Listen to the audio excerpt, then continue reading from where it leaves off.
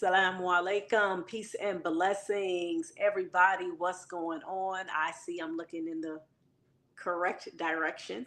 Hey, everybody. My name is Miss Seisha, and I'm the founder and executive director of ABC Read. I'm trying to find that banner. Where's that banner at? Oh, there we go. There we go. Let me put that.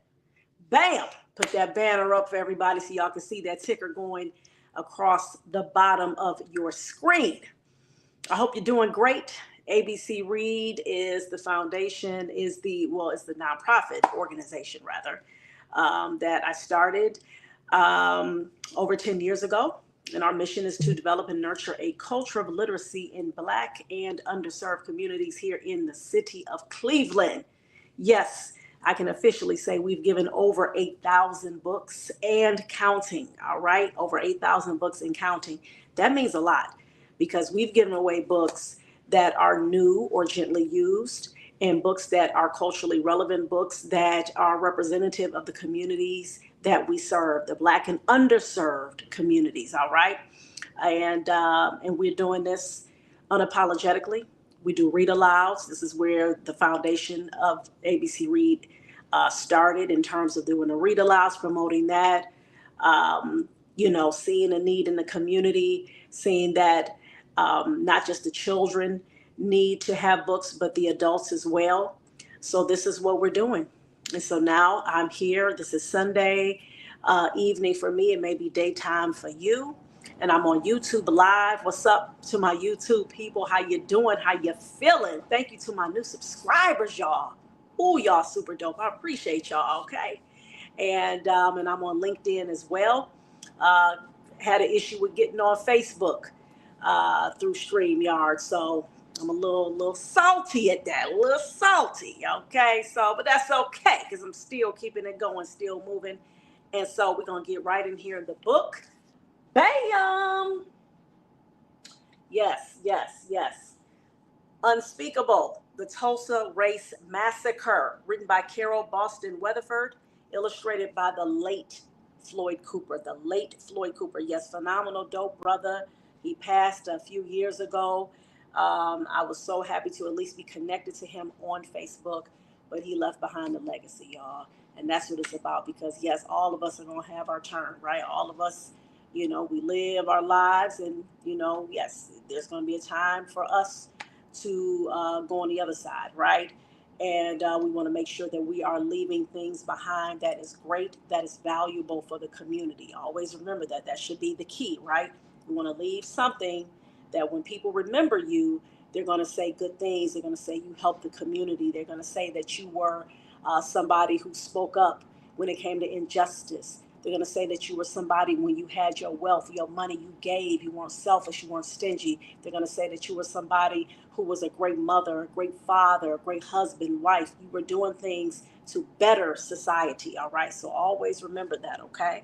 All right, so speaking of bettering society, this book right here, all about Black Wall Street, how it started, and unfortunately, how it ended due to envy, jealousy, and hatred and disgusting beings. Okay, so let's go on right into this book right now.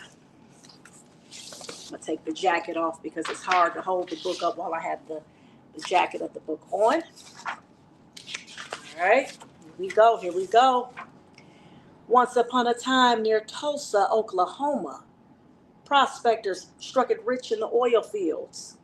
The wealth created jobs, raised buildings, and attracted newcomers from far and wide, seeking fortune and a fresh start.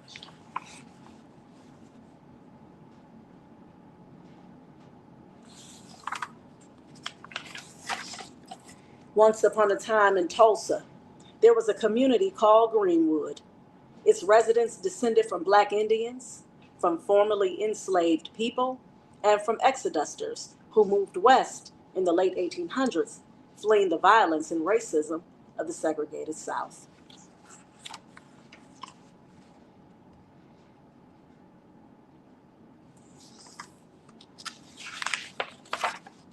Once upon a time in Greenwood, there were some 10,000 people living in a 35 square block area. Train tracks divided the Black and white communities. Segregation laws called for separate neighborhoods, schools, phone booths, and railroad and streetcar coaches. Unfair tests made it hard for blacks to register to vote, and laws barred marriages across racial lines.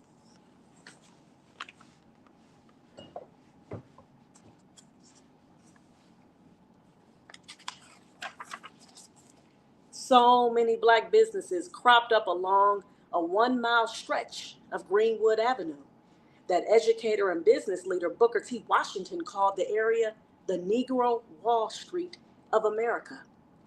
The name later became Black Wall Street, and the community kept thriving.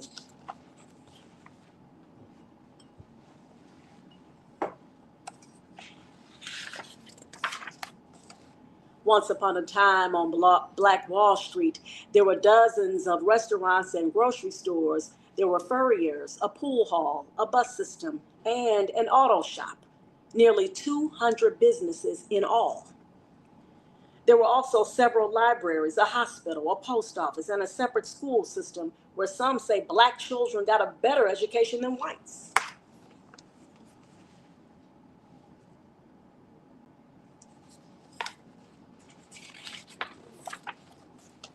There were two black-owned newspapers, the Tulsa Star and Oklahoma Sun, and over 20 churches, and 15 black doctors, including Dr. A.C. Jackson, the most able black surgeon in the nation. On Detroit Avenue stood grand homes of doctors, lawyers, and prominent businessmen.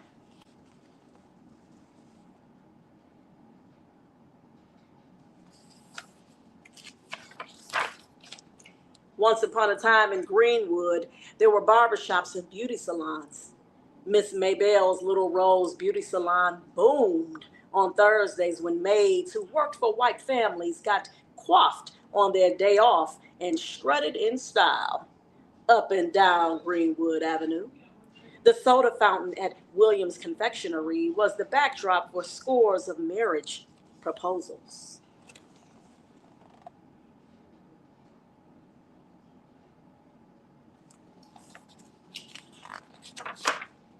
And there was the luxurious Stratford Hotel, then the largest black-owned hotel in the nation. Black guests were welcome there, even as they were barred from Tulsa's white hotels. Once upon a time in Greenwood, there were two movie theaters, including the 800-seat black-owned Dreamland. There were even 6 privately owned airplanes.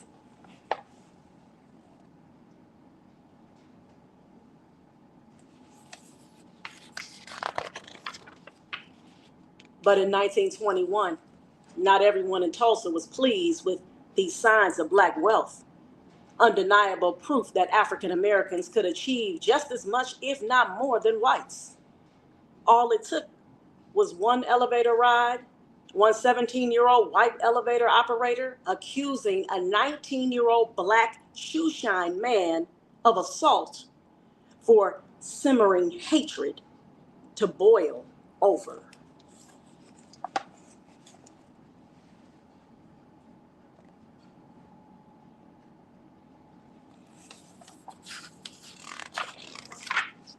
With the accused man in jail, the white-owned Tulsa Tribune newspaper ran a headline prompting readers to nab him.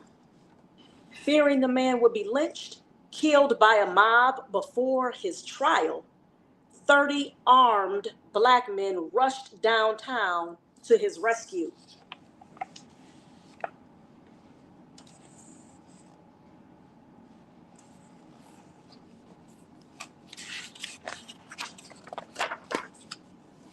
At the jail, they faced off with 2,000 armed whites. On May 31st, 1921, one day after Memorial Day, a holiday honoring fallen soldiers, skirmishes between the two groups left 2 black men and 10 white men dead. But the worst was yet to come. Unable to get to the jailed suspect, the white mob sparked rumors that the black community planned to attack.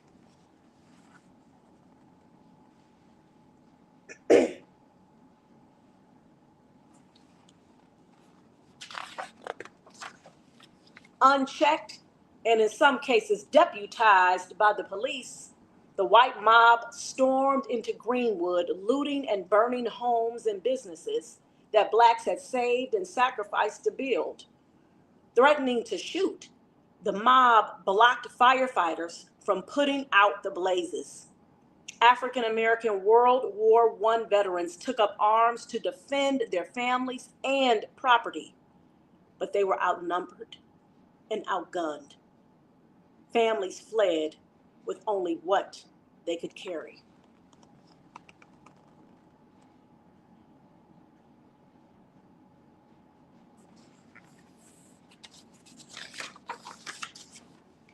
Once upon a time in Greenwood, up to 300 black people, including Dr. Jackson, were killed. Hundreds more were injured. More than 8,000 people were left homeless. And hundreds of businesses and other establishments were reduced to ash. The police did nothing to protect the black community. When the National Guard arrived the next day, all that was left to do was put out fires and move thousands of black residents into camps outside of Tulsa. As their community lay in ruins, black residents had to carry passes to enter the city.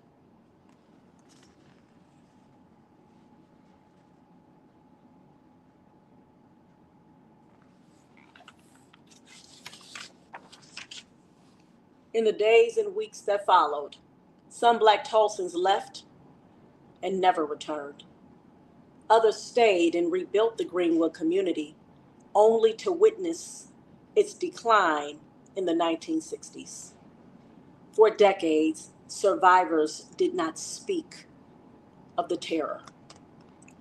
75 years passed before lawmakers launched an investigation to uncover the painful truth about the worst racial attack in United States history. Police and city officials had plotted with the white mob to destroy the nation's wealthiest black community.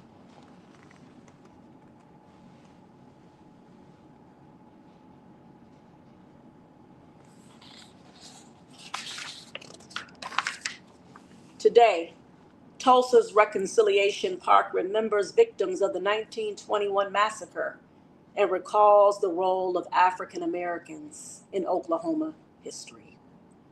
But the park is not just a bronze monument to the past. It is a place to realize the responsibility we all have to reject hatred and violence and to instead choose hope.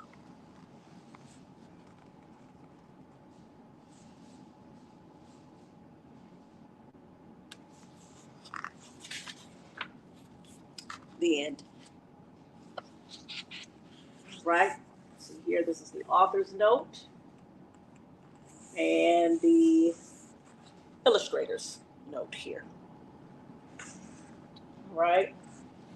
That's one of the beautiful things I like about this book, because she gives an account, the author, Carol Boston Weatherford, and, going into some more information and detail about Black Wall Street, and so does Floyd Cooper as well. And if I'm not mistaken, I believe Brother Floyd was from Oklahoma. Let's see. Yeah. Yep, exactly. Yeah, because he was from because he talks about his childhood in Tulsa. Yep. Every time I read this book, I feel, of course, just really, good in the beginning, because I just see again, how our people have that grit, that resilience, that is a part of our DNA. For my young people who are out here, you're listening to these read alouds, understand that, okay? That is a part of your DNA, all right? Having that grit, having that resilience, that perseverance, that unstoppableness, all right? And you have folks who get jealous of that. They want that. They envy that. And so you have to do everything that you can to make sure that you hold on to it, you keep thriving, and you push back against anybody who tries to stand in your way or your family's way, when you are just trying to be the best version of yourself and you are trying to be a productive member of the world. All right.